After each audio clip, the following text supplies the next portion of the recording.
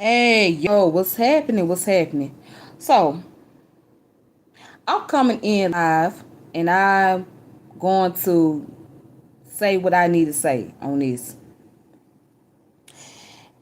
African Americans, Afro-Caribbeans, Afro-Latinos, and continental Africans. Stop with the foolishness. Stop with the damn foolishness because y'all ain't winning. Ain't nobody winning. And I wish this shit that's going on Twitter can stop. I see motherfuckers going back and forth about who oppression was more oppressed or who plantation was better than whose plantation and who ended slavery first before anybody else. Like, this ain't no competition. You know what I'm saying? Oppression is not a competition. Plantation is not a competition. Yes, the Caribbeans have brought about inspiration to the blacks here in America to end slavery, okay? Yes. But don't use that as a competition, all right?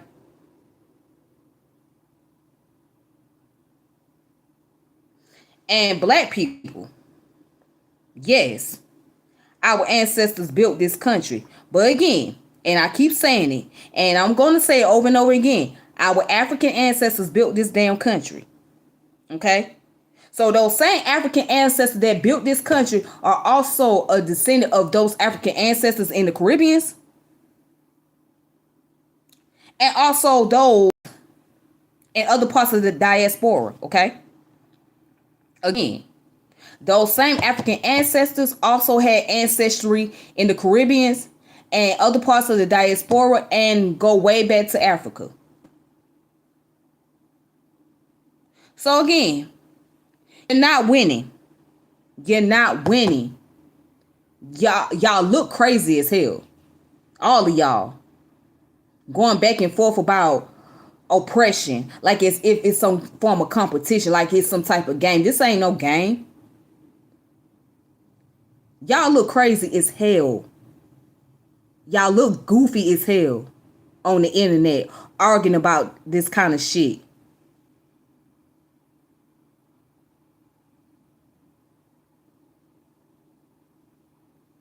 It ain't no competition.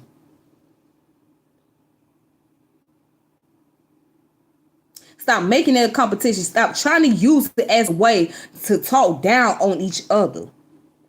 Why not educate each other about history? So, and come up with some form of resolution. Instead of using it as a way to talk down on one another and throw each other under the bus. Because oppression is not competition. Ain't nothing fun about being oppressed or come from a descendant of people who have been oppressed. So those who on the internet doing that shit, stop it. You look crazy. You look stupid. And you're playing into the politics of white supremacy.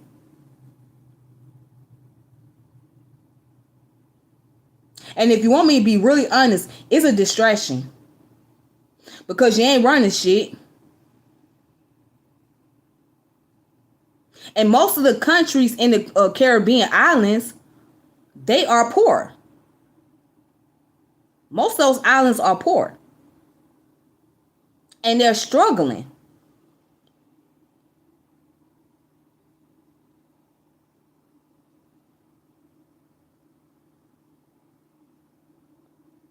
And then a lot of the African countries, especially in Central West Africa, they are still dealing with colonialism. So sitting up here going back and forth about who built this country, you ain't winning. Okay, yes, our ancestors built this country, but guess what? You ain't winning. You ain't running it. It wasn't established for you.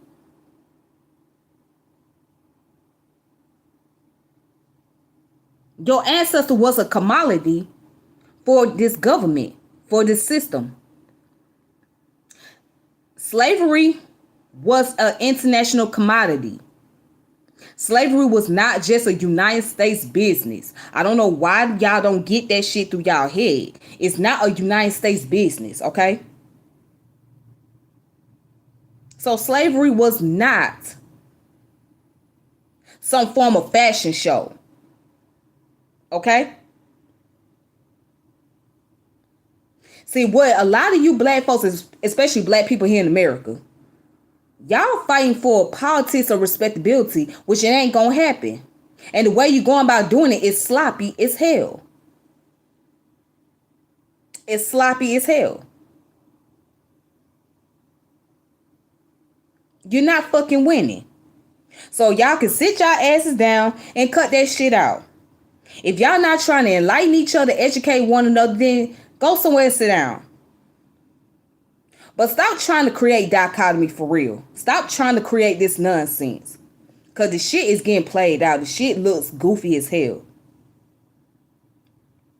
Because when it all boils down to it, at the end of the day, we all black people. We all dealing with some shit in this country and elsewhere. You know what I'm saying? So at the end of the day, we all going through it. You know what I'm saying? We all have a common ancestor. And I want to talk about another thing about this damn identity stuff. Don't talk to me about no lineage. Don't talk to me about no lineage if you ain't studying enough about history. If you ain't studying enough about, if you can't accept the fact that you got African ancestry, don't talk to me about no lineage. Don't talk to me about no damn lineage, black folks in America, if you cannot accept the fact that you have African ancestry. Because I don't care how much you say, well, I got this lineage, we got our own identity. Yes, because we've been creolized. We are creolized Africans. But if you can't accept the fact that you have African ancestry and embrace that shit, don't talk to me about no lineage. Because as far as my concern, a lot of y'all don't want to be attached to that. A lot of y'all want to be Indians. A lot of y'all want to be white. Y'all want to be Asian. Y'all don't want to have nothing to do with that.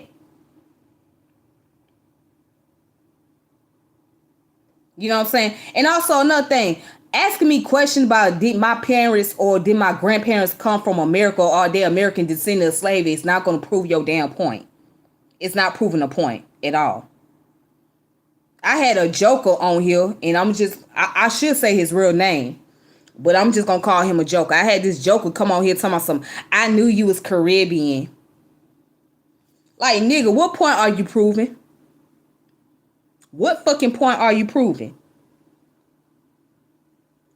I knew you was Caribbean because I did my previous video on cultural values, right? Social values. And also I spoke about Black American culture is dying, right? You know, gave my thought and commentary on it. And the guy made a comment on my video saying that I knew you was Caribbean. Like, nigga, you ain't making no point. Shut the fuck up. Okay? I can't stand that. I can't stand when people just make dumb arguments like that. Like, shut the fuck up. You're not making no point. You're not making no fucking point. And so, and if I was Caribbean, my message wouldn't change.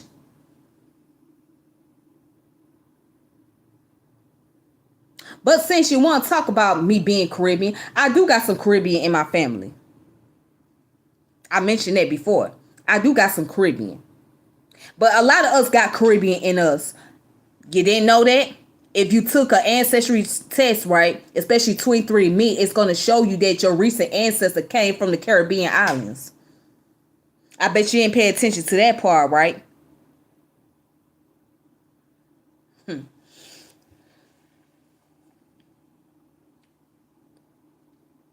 So, but anyways, stop with the bullshit. Stop sitting on that goddamn internet, on Twitter, and talking like you run this goddamn country. Your black ass ain't running this goddamn country. Okay? You don't own this fucking country.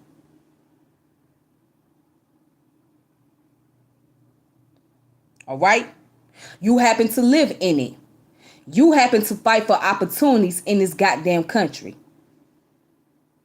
You don't own this fucking country. Stop talking like you own the shit. Stop talking like you got the right to make decisions and tell people where they can come and where they can go. You ain't got that type of control. You ain't got that type of power. You ain't got that type of nothing. Okay? Hell, if you can't control the community and you can't control the resources in the black community, then how you going to be able to control who come in and out of the country? Which is why I have an issue when folks talk about you gotta check in when you go into a particular neighborhood. Why? Why somebody gotta check in? You don't own that neighborhood. You just live in it. You don't own those businesses. Ain't nobody paying you taxes.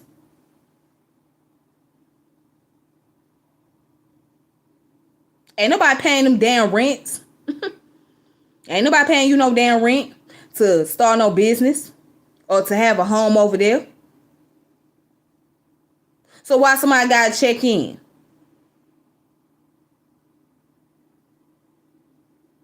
You know, it kills me. Until you can start controlling the investors, right? Until you can start putting politicians to work in the community, then I can hear what you guys say. But until then, don't talk to me about no doggone, oh, they taking our jobs and we built this country. Okay, and so what? You built this country, and guess what? You don't run the country. You built this country, and you ain't running shit. Yeah, our ancestors built this country, and guess what? Ain't nobody running shit. You still a damn minority. You still at the fucking bottom. You still don't have generational wealth. But you're talking about the immigrants is taking our jobs. They not taking your job. They coming over here and they working. And they taking opportunities which is available to them. And there are people that don't even want to work minimum wage job, which is a legitimate reason I can understand because of the cost of living. But you got people that come, most of these immigrants that come over here, a lot of them come from poor countries, all right?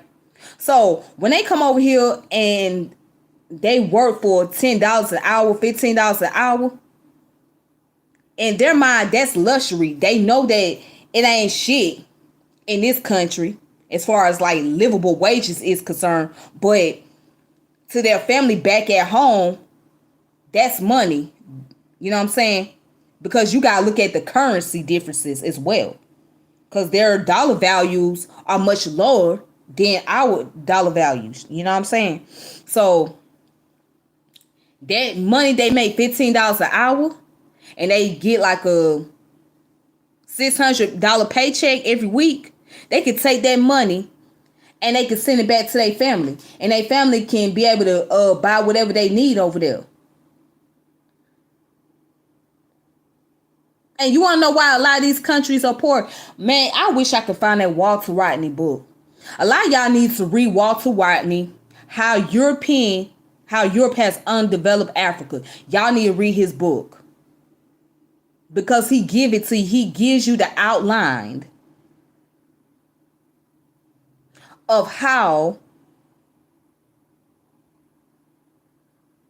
these countries, underdeveloped places like Africa and the Caribbeans and all of that. So a lot of those natural resources, right? Guess what? It ain't going back to those people in the countries. It ain't going back to those neighborhoods. A lot of those profits they getting is going into the hands of those who are taking over and controlling those resources.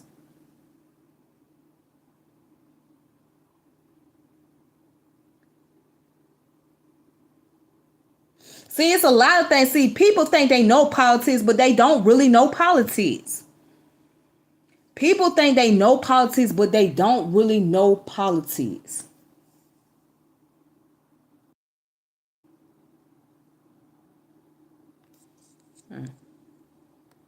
Let me see some, y'all. My bad.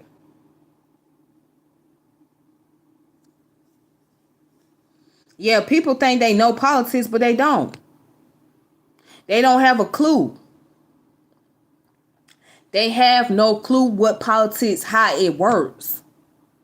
So you cannot fault the immigrants who come over here to try to make a better lives for themselves. You can't fault that. You cannot get mad at those people. If you want to get mad at somebody, get mad at your government. Or get mad at the government. Get mad at the doggone politician. If you're going to be mad at something. But don't get mad at these folks that come over here. Especially if they black immigrants.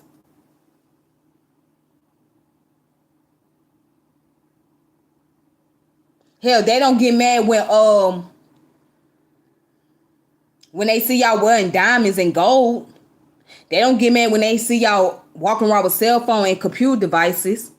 Oh, y'all don't want to have that conversation, right?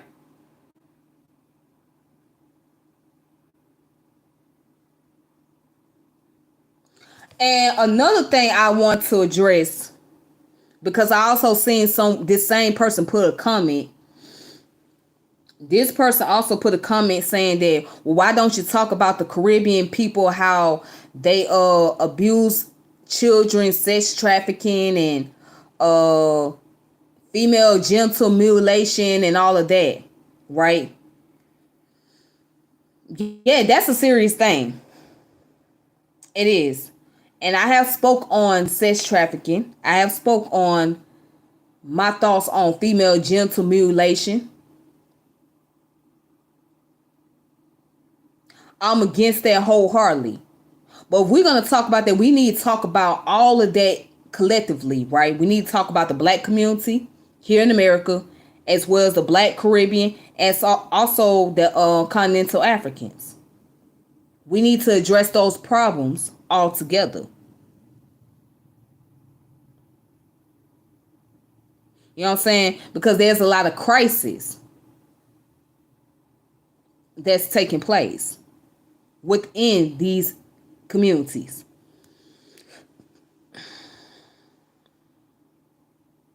So, yes, I can talk about those issues. I can address those issues. And yes, it's something, those things are major, those things are serious.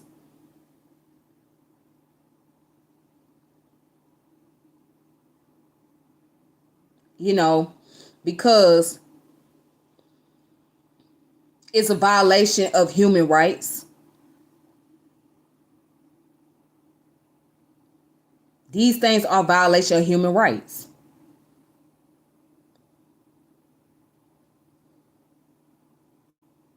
But I believe when the person brought that comment up, they was doing it as a way to dodge the bullet, as a way of saying, don't talk about what's going on in the black community here in America. Don't do it. Talk about what's going on in the black Caribbean community or in the continental African community. Don't talk about what goes on in the black community here in America. That's how I took it. And that goes to show that that person really don't give a fuck about the black community. When he made that comment, to me, you don't give a fuck. Because if you really gave a fuck, you will say, okay, well, let's address all of it collectively. And there, you know, I started to notice a lot of things throughout my years. That the people who claim that they care about their community, they really don't. You know what I'm saying?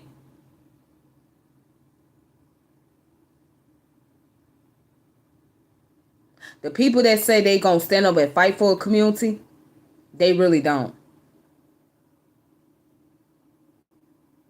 You know, um, and the reason why I don't be as active as I used to be is because I kind of fell back a little bit And I ran out all my thoughts of what I really wanted to say. I kind of sat back and contemplate and asked myself, is it like worth constantly doing videos and talking about community problems, doing history and all of that? Is it worth doing it?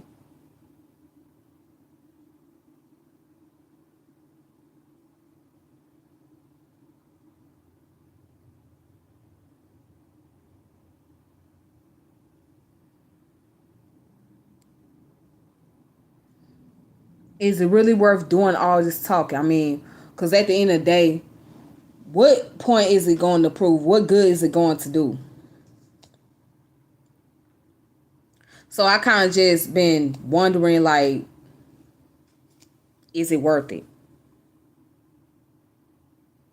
You know what I'm saying? But there's a part of me that basically say, don't give up. Don't give up on those who really care. Don't give up altogether. So, but shit like this bullshit that goes on the internet on a consistent basis, it make you just say fuck it. It make you want to say fuck it altogether. Makes you want to give up. Makes you not even want to waste your time. You would ask yourself, what is the damn purpose?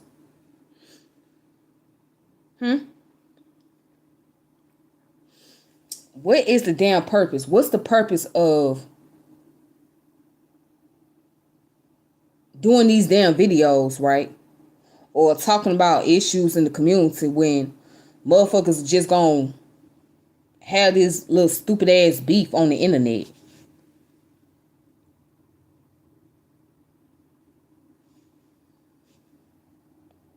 I don't know. It just make you want to give the fuck up, like just throw the towel out there and just say fuck it. Like here, you just throw the towel and say fuck it. Fuck it. Cause it seems like each day it's getting worse. It's getting worse and getting worse and getting worse and getting worse.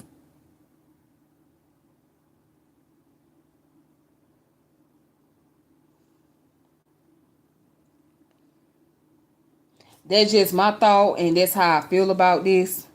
Um,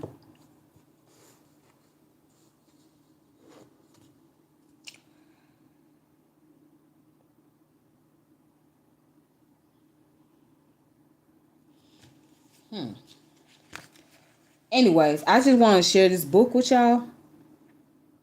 This book right here. It's called Let the Circle Be Unbroken by Marimba Anin. Yeah, Let the Circle Be Unbroken.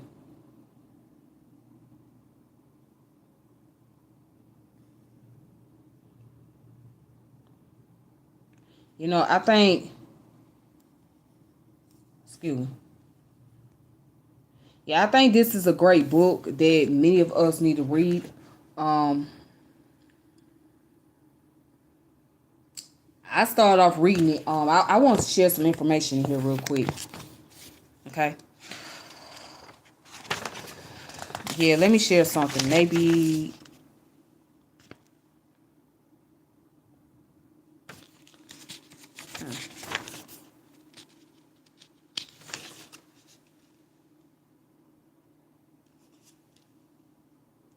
All right, let me share something that is very valuable in this book. It says human beings cannot function in chaos, and out of the chaos of life they create an order existing. The dominant theme or character of that order worldview will be a function of their collective ethos. Culture is ordered behavior. It is not created individually. All groups of people who have been historically related over long periods of time share a way of viewing the world and the realities with which it presents them. A worldview results from a shared cultural experience, just as it helps to form that experience. It presents us with a systematic set of ideas about many things. Its significance is profound and has far-reaching effects on those who share it. It affects our perception of nature, of ourselves as human beings, of each other, and our relationship to all beings. Worldview helps to inject meaning into life, to determine which are meaningful experiences and events and which are not.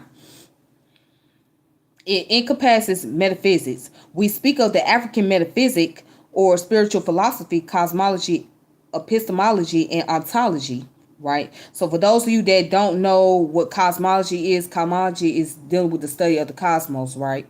Epistemology deals with the study of the knowledge, right?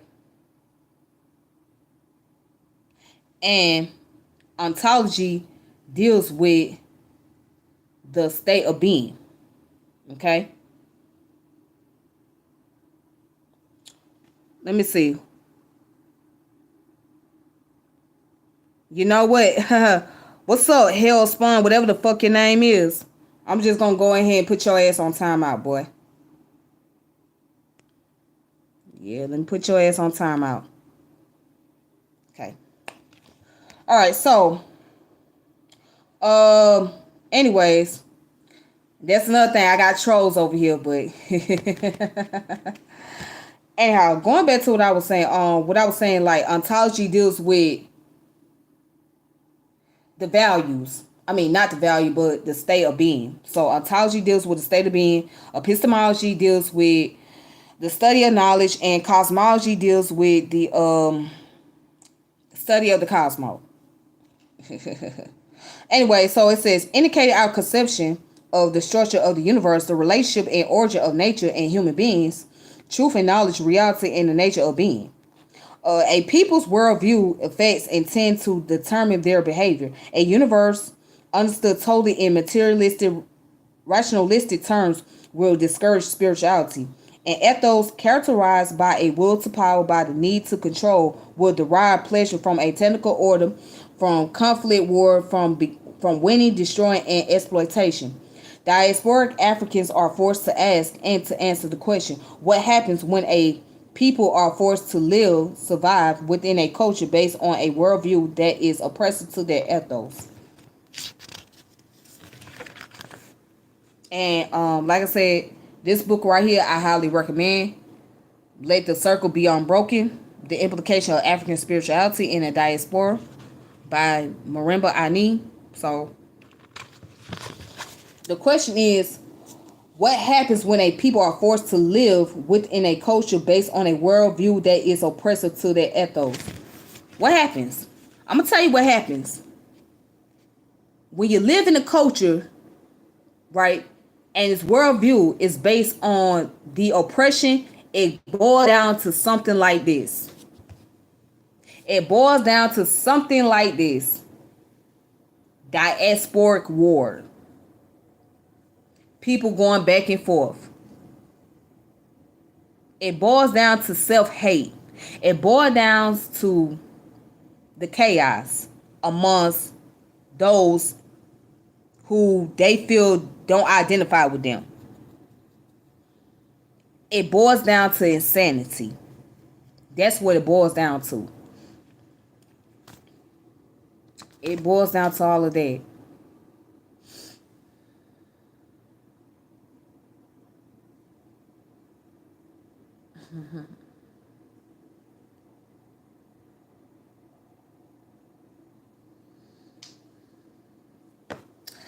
But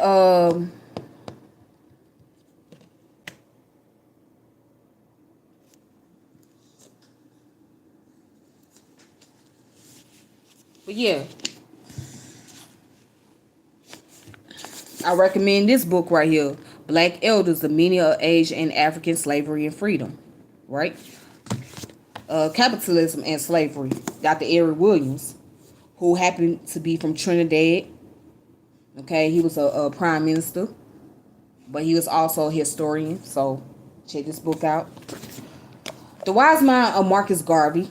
And I think people also get it twisted that Pan-Africanism is based on Garveyism, and it's really not, because there were people that came way before Garvey did. However, he brought a lot of inspiration to the black community. So check out this book. It's called The Wise Mind of Marcus Garvey. Africanism and African culture. Since we talking about African, since we talking about cultural practices, right? It's a lot of African cultural practice in America, in the black community, you know, of course, mixed with the European philosophy and Native American culture in a way, you know what I'm saying? But a lot of it derived from African culture. So check this book out. The half has never been told. All right, so that's all the books that I wanted to share. Also check out Walter Rodney's book, How Europe Underdeveloped Africa. I have it somewhere around here, but I don't know where I put the book at. I have to find it, but yeah, if you guys have not got a chance to, please check out that book by Walter Rodney, How Europe Underdeveloped Africa. All right. Y'all have a wonderful evening. Y'all be safe. Until next time, may peace and power elevation be to all you. This your girl Tiffany, and I'm logging off. And I just gave my thoughts and my opinion on this, so take it or leave it. All right, peace.